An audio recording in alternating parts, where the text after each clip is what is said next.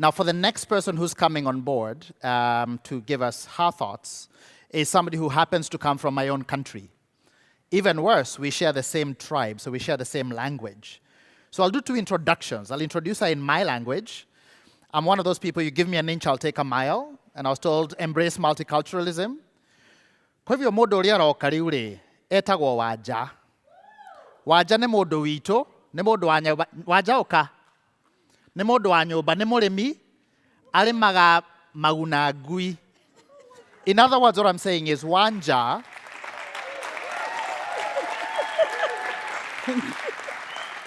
is an incredible and amazing woman who had an incredible career as a human rights activist on the front edge of getting change to happen. But now she's a farmer, and she farms avocados. She does. And other local vegetables. Wanja.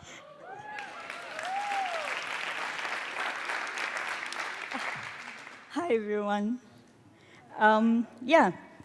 So my name is Wanja. I was born in Kenya many, many moons ago. And I was born to a family that had been in the midst of the Mau Mau War for independence. My parents, as children, ran guns and food for the freedom fighters in the forest as they were fighting against British colonialism. So that's the family in which I was raised. How my mother taught me Kikuyu, the language that Edwin has just introduced me to, by making me read the Bible to her in Kikuyu. My father, on the other hand, taught me Kikuyu by making me read Ngoge Badiongo to him in Kikuyu. Ngoge is a decolonizer, writes in Kikuyu, world global known author of literature. And because of my upbringing, I have always been aware of how power is exercised over people, about oppression. I don't have to go far. The fact that we were a British colony in the way that we were meant that the power structures have remained to this day. My grandmother was a resistor because, and we can talk about colonialism in Kenya, but we won't right now, but they were made to grow cash crops for the empire. And she grew tea, but they couldn't process their own tea. You couldn't do anything with your tea. It didn't belong to you. It belonged to the state. So what my grandmother would do is that every Saturday she would hold tea parties in which she would have tea with other local women. And they would get arrested, and they would be taken to the jail cell, and they would be released on Monday, and she would do that the next Saturday. Because she always said, how can she be growing something she cannot consume herself? That's me. That is how I was raised. I am named after my grandmother. So I am literally named after her. Kikuyu naming system, you end up with the name of a living, anyway. So I'm named after her. I am a farmer. I have a beautiful farm in central Kenya. It is a beautiful life that I am grateful for. It took me so long to actually agree to come because I didn't want to enter an airplane again after so many years of doing so, because I was not always a farmer. Because of how I was raised, the one thing I always wanted to do was work at the Kenya Human Rights Commission. That was my goal in life, to be able to do something to change the human rights situation in my country. I'd even ride a bus. I was unemployed for a long time after college, but I'd ride a bus that passed outside the Kenya Human Rights offices, and I'd say I'd work here. I eventually didn't work at the Kenya Human Rights Commission. I was in their payroll for something else, but didn't work there. But what I did is that I invested a lot of my career in human rights work. I've done it in India. I've done it in Pakistani Kashmir. I have done it back in Kenya.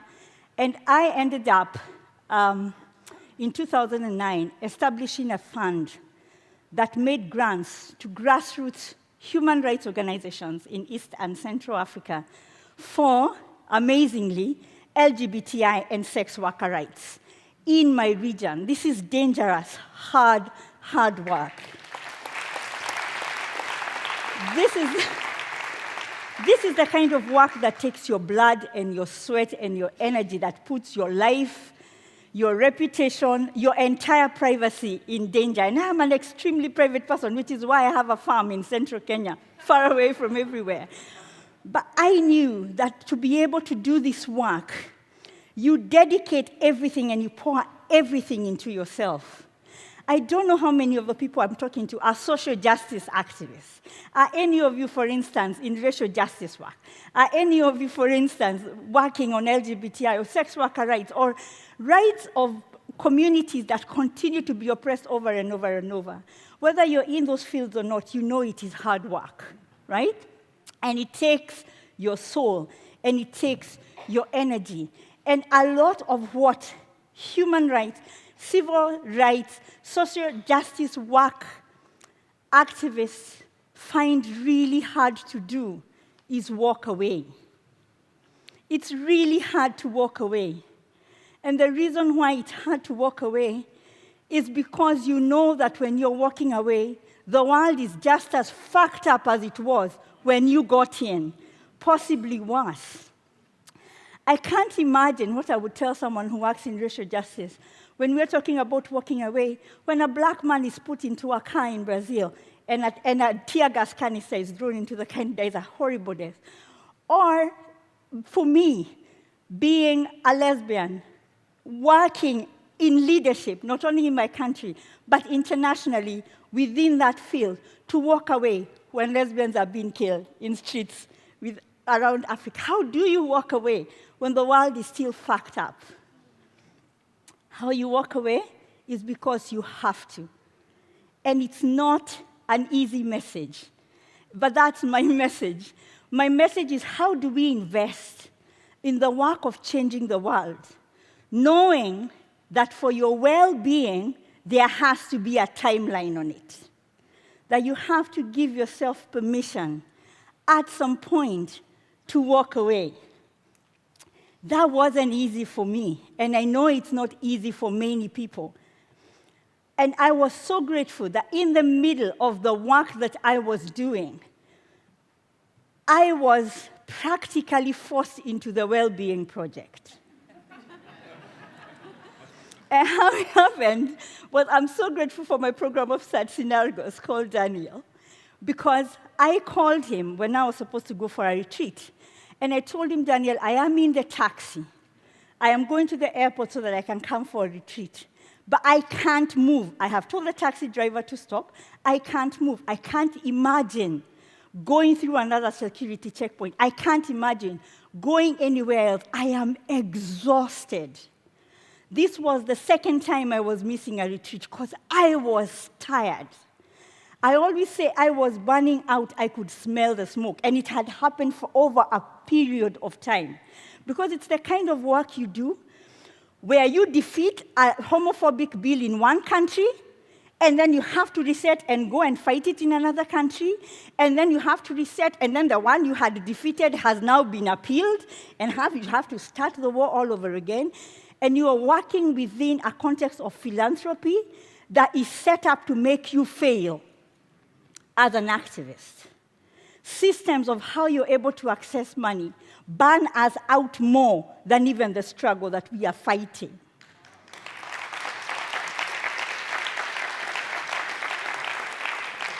And so when Daniel had me, he actually said, you know what, Wanja? There's a new project that's coming that's called the Wellbeing Project.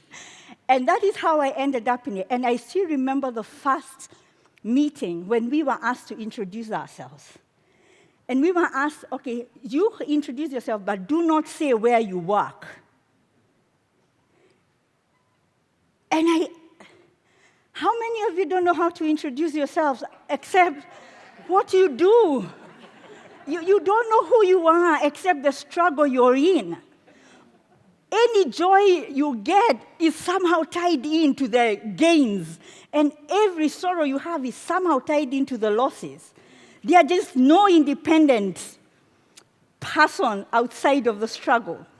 And so sitting at that Wellbeing Project, I sat down and thought, who am I outside of the responsibilities I've had since I was a child? Who am I outside of where I am and what I do?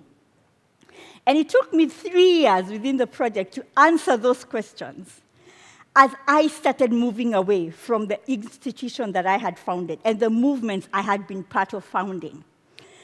And when I said that I was leaving, the question I was asked, which was legitimate, is how are we going to replace you? I was one of the only Africans within the philanthropic leadership around human rights work, and definitely the only queer African. How will you be replaced? And a lot of you sit with that question, how will you be replaced? And the answer is you can't. You are irreplaceable. You are irreplaceable because you occupy a part in the universe that's shaped just like you. And no one else can occupy that space. No one else can do what you do, but you can only do it for a period. And that place then closes down. And you have to open another shape just like you somewhere else. So I think for me, my message is, I don't know, I know because when I was leaving, I saw the struggle of so many people that I worked with, not knowing how they can walk away, how you can just move on when the world is still burning, but know that you did your part, and that the seeds you planted are going to grow because they were planted, and they were planted well. So it's just food for thought. As people think about how burnt out they are, as you think about how exhausted you are, maybe the solution is actually stepping away. And while you still have the energy, be someone else. It's okay. People will survive. You will be fine, and so will they. I know it's not easy, but it has to be done for your mental well-being.